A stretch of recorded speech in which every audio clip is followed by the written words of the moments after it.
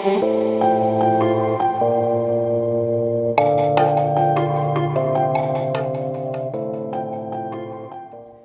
ദൈവത്തിന് മഹത്വം ഉണ്ടായിരിക്കട്ടെ. വീണ്ടും പ്രഭാതത്തിലേക്ക് ഏവർക്കും സ്വാഗതം. യൂദായുടെ ലേഖനം അതിൻ്റെ 9-ാം വാക്യം. എന്നാൽ പ്രധാന ദൂതനായ മീഖായേൽ മോശയുടെ ശരീരത്തെക്കുറിച്ച് പിശാചിനോട് തർക്കിച്ചു. മീഖായേൽ ദൂതൻ മോശയുടെ ശരീരത്തിന് വേണ്ടി പിശാചിനോട് തർക്കിച്ചു. ഇസ്രായേൽ ജനം 40 കൊല്ലക്കാലം മരുഭൂമിയിലൂടെ നടക്കുകയാണ്. മോശയാണ് നേതൃത്വം കൊടുക്കുന്നത്. അങ്ങനെ ഏകദേശം കാനാൻ ദേശത്തോട് അടുത്തു. നേബോ പർവ്വതത്തിൻ്റെ താഴ്വരയിലെത്തി. അങ്ങനെ നേബോ പർവ്വതത്തിൻ്റെ താഴ്വരയിലെത്തിയപ്പോൾ ദൈവം മോശയോട് പറയുകയാണ് നേബോ പർവ്വതത്തിൻ്റെ മുകളിലേക്ക് കയറി വരാൻ. അങ്ങനെ അവിടെ കയറി വരുമ്പോൾ ദൂരേക്ക് നോക്കി മറുകരയിൽ കാനാൻ ദേശത്തെ കാണിക്കുകയാണ് ദൈവം മോശയെ. എന്നിട്ട് മോശയോട് പറയുകയാണ്, നീ കൺകുളിർക്ക് കണ്ടുകൊള്ളുക, കാരണം അതാണ് ഞാൻ നിങ്ങൾക്ക് വാഗ്ദാനം ചെയ്ത കാനാൻ ദേശം. ആ ദേശത്തേക്ക് നിന്നെ ഞാൻ കൊണ്ടുപോവുകയില്ല. നിന്റെ കാൽ വെപ്പാൻ ഞാൻ നിന്നെ അനുവദിക്കുകയില്ല. നീ ഇവിടെ വെച്ച് മരിക്കും എന്ന് പറയുകയാണ്. എന്നിട്ട് അല്പം കഴിഞ്ഞ് മോശ മരിക്കുന്നു. ആ മോശയെ ദൈവം തന്നെ അടക്കുന്നു. ആ അടക്കിയ സ്ഥലം ഇന്നേ വരെ ദൈവത്തിനല്ലാതെ എവിടെയാണെന്ന് ഭൂമിയിൽ ആർക്കും അറിയുകയുമില്ല. അത് കഴിഞ്ഞിട്ട് അവിടെ പറയുന്നത് 120 കൊല്ലം മോശ ജീവിച്ചിരുന്നു. മരിക്കുമ്പോൾ മോശയ്ക്ക് 120 വയസ്സായിരുന്നു. അവൻ്റെ കണ്ണുകൾ മങ്ങിയിരുന്നില്ല, ദേഹബലം ക്ഷയിച്ചിരുന്നുമില്ല. എന്നാൽ അല്പം കഴിഞ്ഞ് ഈ പിശാച് വന്ന് ഈ മോശയുടെ ശരീരത്തിന് വേണ്ടി ബാധിക്കുകയാണ്. കാരണം അന്ധകാര സ്ഥലത്തേക്ക് കൊണ്ടുപോകാനായിട്ട് വരികയാണ്. അപ്പോൾ പെട്ടെന്ന് ദൈവം മീഖായേൽ ദൂതനെ, പ്രധാന ദൂതനായ മീഖായേലിനെ അയച്ചിട്ട് പിശാചിനോട് തർക്കിച്ചാണ് ശരീരം വിട്ടുതരത്തില്ല എന്ന് പറഞ്ഞിട്ട്. അപ്പം അവിടെ സാത്താൻ പറയുന്നത് ജെന്യുവിനാണ്. സാത്താൻ പറയുന്നത് മോശ പാപം ചെയ്തു എന്നാണ്, ദൈവത്തോട് അനുസരണക്കേട് കാണിച്ചു എന്നാണ് സാത്താൻ പറയുന്നത്. അത് സത്യമായതുകൊണ്ടാണ് അവിടെ പറയുന്നത് മീഖായേൽ മിണ്ടാതിരുന്നു എന്നാണ് പറയുന്നത്. കാരണം ഈ സാത്താൻ്റെ ചാർജ് ഷീറ്റ്, അതായത് മോശയ്ക്കെതിരെയുള്ള ചാർജ് ഷീറ്റ് എന്ന് പറയുന്നത്, കുറ്റാരോപണം എന്ന് പറയുന്നത് ദൈവത്തെ അനുസരിച്ചില്ല, ആ ദൈവത്തിൻ്റെ വിശുദ്ധിയെ പ്രസിദ്ധപ്പെടുത്തിയില്ല, അതുകൊണ്ട് പാപം ചെയ്തു എന്നാണ് പറയുന്നത്. അതുകൊണ്ടാണ് ഈ മോശയുടെ ശരീരത്തെ എനിക്ക് അവകാശപ്പെട്ടതെന്ന് സാത്താൻ അവിടെ അവകാശപ്പെടുന്നതും ഈ മീഖായേൽ ദൂതൻ മിണ്ടാതിരിക്കുന്നത്. അവിടെ എന്താണ് ആ ചാർജ് ഷീറ്റ് എന്ന് ചോദിച്ചാൽ, ഈ വർഷങ്ങൾക്ക് മുമ്പ് ഈ മെരീബ കാദേശ് ബർണയിൽ വെച്ച് ഈ ഇസ്രായേൽ ജനത്തിന് വെള്ളം കിട്ടാതെ വന്നപ്പോൾ ജനം മോശയ്ക്കും അവരും ദൈവത്തിനെതിരായി പിറുപിറുക്കുന്നുണ്ട്. അങ്ങനെ പിറുപിറുക്കുമ്പോൾ ദൈവം അവരെ ശിക്ഷിക്കാനായിട്ട്, അവരെ നശിപ്പിക്കാനായിട്ട് തുടങ്ങുമ്പോൾ ഈ മോശ അവർക്ക് വേണ്ടി മധ്യസ്ഥത വഹിക്കുകയാണ്. അവരെ കൊല്ലല്ലേ എന്ന് പറഞ്ഞ് ശിക്ഷിക്കരുതേ എന്ന് പറയുമ്പോൾ ദൈവം മോശയോട് പറയുകയാണ്, നിൻ്റെ കയ്യിലുള്ള വടിയെടുത്ത് ആ പാറയോട് കൽപ്പിക്കുക, നിൻ്റെ കയ്യിലുള്ള വടി കൊണ്ട് പാറയോട് കൽപ്പിക്കുക, വെള്ളം പുറപ്പെടും എന്ന് പറയുന്നു. പക്ഷെങ്കിൽ മോശ ചെയ്തത് വടി കൊണ്ട് അടിച്ചു, ആ പാറയമേൽ അടിച്ചു, വെള്ളം മഹാനദി പോലെ പുറപ്പെട്ടു വന്നത്. അതനുസരണക്കേടാണ്. കാരണം മോശ അവിടെ ചെയ്തത് കൽപ്പിക്കേണ്ടതിന് പകരം പാറമേൽ അടിച്ചു. ഇതൊരു പക്ഷേ മോശ അറിയാതെ ചെയ്ത ഒരു സംഭവമായിരിക്കാം, അല്ലെങ്കിൽ മനഃപൂർവ്വമാണെന്ന് തോന്നുന്നില്ല.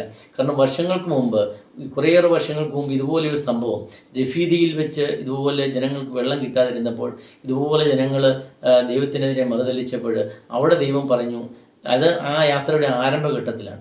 അവിടെ ദൈവത്തെ കൂടുതലായിട്ട് ഈ ഇസ്രായേൽ ജനം അറിഞ്ഞിരുന്നില്ല. അപ്പോഴാണ് പറയുന്നത്, നിൻ്റെ കയ്യിലുള്ള വടിയെടുത്തിട്ട് ആ പാറമേൽ അടിക്കണം, അപ്പോഴാണ് അവിടെ വെള്ളം വന്നത്.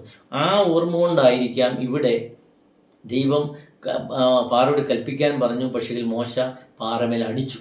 അതായത് ഇവിടെ ഒന്ന് കൽപ്പിച്ചാൽ മതി. ഇസ്രായേൽ ജനം കൂടുതൽ ദൈവത്തെ അറിഞ്ഞു, ദൈവത്തിൻ്റെ ശക്തിയെ അറിഞ്ഞു. ദൈവം ഒന്ന് കൽപ്പിച്ചാൽ പോലും വെള്ളം വരുമെന്നുള്ളത് അറിയാം. ആ കൽപ്പനയെ മറന്നുകൊണ്ട്, ആ ശക്തിയെ മറന്നുകൊണ്ട് ദൈവത്തിൻ്റെ വിശുദ്ധിയെ ജനങ്ങൾക്ക് കാണിച്ചു കൊടുത്തില്ല എന്ന ആ ഒരു ആരോപണമാണ്. അതുകൊണ്ടാണ് അവിടെ വെച്ച് തന്നെ പറയുകയാണ്, മെരീബ കാദേശിൽ വെച്ച് ദൈവം പറയുന്നുണ്ട്, നിന്നെ കാനാൻ ദേശം കാണുവാൻ അനുവദിക്കുകയില്ല. ഈ അനുസരണക്കേട് കൊണ്ടാണ്, അറിയാതെയോ അറിഞ്ഞുകൊണ്ടോ ചെയ്ത ഒരു തെറ്റാണ്. അപ്പോൾ ഈ ഒരു ചാർജ് ഷീറ്റാണ് സാത്താൻ ജനീനാണ്, അവൻ പാപം ചെയ്തവരെ അവൻ കൊണ്ടുപോകും എന്നുള്ളത് അവിടെ കാണിച്ചുകൊണ്ട് പറയുകയാണ്, അപ്പം മിഖായേൽ ദൂതൻ ഈ മോശയുടെ ശരീരത്തിന് വേണ്ടി തർക്കിക്കുകയാണ്. സാത്താൻ വിട്ടുകൊടുക്കുന്നില്ല. ഇവിടെ നാം കാണേണ്ട വേറൊരു കാര്യം, ആ യൂദായുടെ ലേഖനത്തിൽ 3-ാം വചനം ആരംഭിക്കുന്നത് തന്നെ ഇങ്ങനെയാണ്: മോശയ്ക്ക് മുമ്പ് മരിച്ചുപോയ ഇസ്രായേൽ ജനം, അതായത് ദൈവത്തോട് പാപം ചെയ്ത തെറ്റ് ചെയ്ത ഇസ്രായേൽ ജനം അന്ധകാരത്തിൽ കിടപ്പുണ്ട്. അവിടെ അവരുടെ ശരീരത്തിന് വേണ്ടി ദൈവം പിശാചിനോട് തർക്കിക്കുന്നില്ല. അവരെല്ലാം പിശാചിൻ്റെ അന്ധകാരത്തിലാണ്. അതുപോലെ സോദോം ഗൊമോറയിൽ മ്ലേച്ഛത പ്രവർത്തിച്ച ജനങ്ങൾ ഈ സാത്താൻ്റെ അടിമത്തത്തിലുണ്ട്. അവരെ വിടിവിക്കുവാനായിട്ട് മീഖായേലിനെ പോലുള്ള ദൂതന്മാരെ ദൈവം അയക്കുന്നില്ല. അതുപോലെ ദൈവദൂതന്മാർ തന്നെ, സ്വർഗ്ഗത്തിലെ ദൂതന്മാർ, ദൈവത്തോട് അനുസരണക്കേട് കാട്ടിയ ദൂതന്മാർ ആ നിത്യ മഹാവിധിക്കായുള്ള ദിവസത്തിനായിട്ട് ചങ്ങലേ കിടക്കുകയാണ്, നിത്യമായ ചങ്ങലേ കിടക്കുകയാണ്.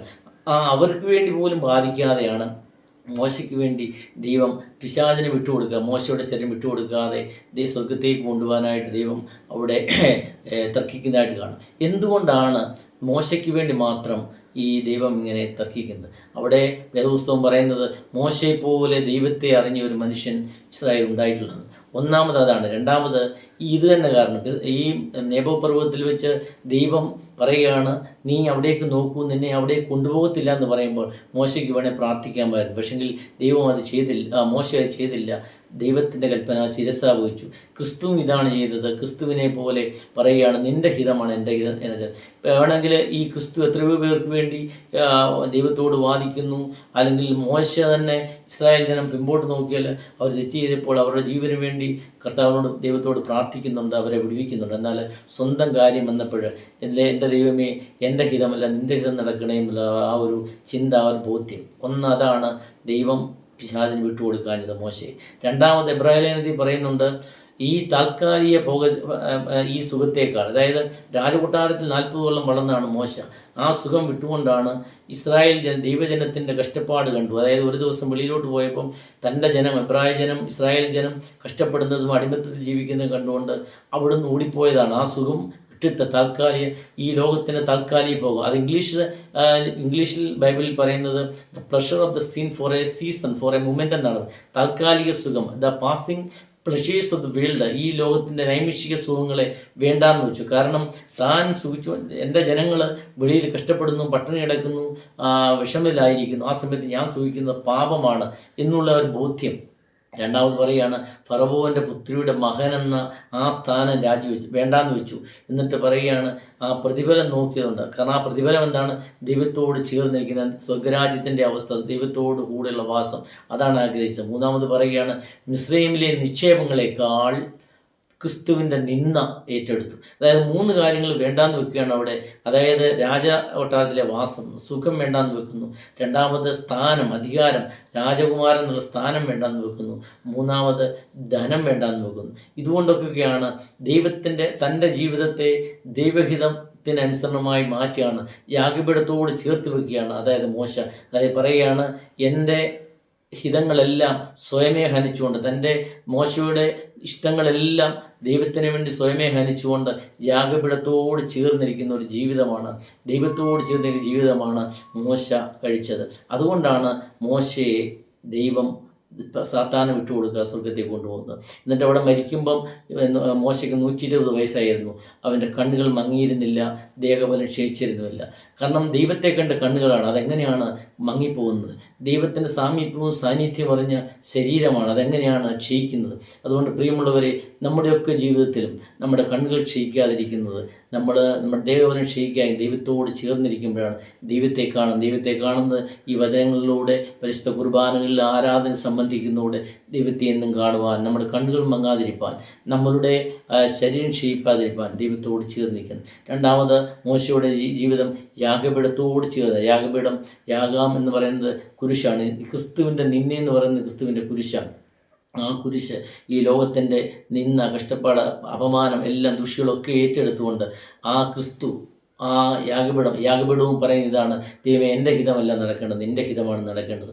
അങ്ങനെ പറയുമ്പോഴാണ് മിഖായേൽ ദൂതനെ പോലെ ദൈവം അയച്ച് നമ്മുടെ ശരീരങ്ങളെ, നമ്മുടെ ആത്മാക്കളെ സാത്താന് വിട്ടുകൊടുക്കാതെ ദൈവത്തിൻ്റെ അടുക്കിലേക്ക് പോകുന്നത്. നമുക്കറിയാം, പിന്നെ നമ്മൾ നൂറ്റാണ്ടുകൾക്ക് ശേഷം നമ്മൾ ഈ മോശയെ കാണുന്നത് മറുരൂപാമലയിൽ, താബോർ മലയിലാണ്. തേജസ്കരണപ്പെട്ട ഈശോമ്പുരാൻ്റെ കൂടെ, ഏലിയാവിൻ്റെ കൂടെ ഈ മോശയെ കാണുകയാണ്. കാരണം മോശയെ ദൈവം കനാനിൽ എത്തിച്ചു എന്നുള്ളതാണ്, ദൈവം സ്വർഗത്തിൽ എത്തിച്ചു എന്നുള്ളത്. അതുകൊണ്ട് ഈ നിത്യതയുടെ അനുഭവം, ഈ ഒരു സുവർണ അവസരം, ദൈവത്തോട് ചേർന്നുള്ള അവസരം, താബോർ മലയിൽ ഈശോമ്പുരാൻ, ഏലിയാവോട്, മോശയുടെ ഒക്കെ ജീവിതം നമുക്ക് വേണമെങ്കിൽ നമ്മുടെ ഇഷ്ടങ്ങളെ ഹനിച്ചുകൊണ്ട് ദൈവേഷ്ടം നമ്മുടെ ഉള്ളിൽ, ദൈവത്തിൻ്റെ ഇഷ്ടത്തിനനുസരിച്ച് നമ്മൾ ജീവിക്കുവാനും ആ ദൈവത്തോട് ചേർന്നിരിപ്പാനും, നിൻ്റെ ഹിതം എൻ്റെ ഹിതമല്ല, നിൻ്റെ ഹിതം ദൈവമേ നടക്കണേ, അപ്പോഴാണ് ഈ അവസരങ്ങൾ ലഭിക്കുന്നത്. ദൈവത്തിൻ്റെ അനുഭവം, അതായത് ആ സ്വർഗ്ഗരാജ്യത്തിൻ്റെ അനുഭവം ലഭിക്കുന്നു എന്നുള്ള ബോധ്യം നമ്മളെ ഭരിക്കുവാനും ഇടയാകട്ടെ. അതിന് ദൈവത്തിൻ്റെ പരിശുദ്ധാത്മാവ് സഹായിക്കട്ടെ എന്ന് പ്രാർത്ഥിക്കുന്നു.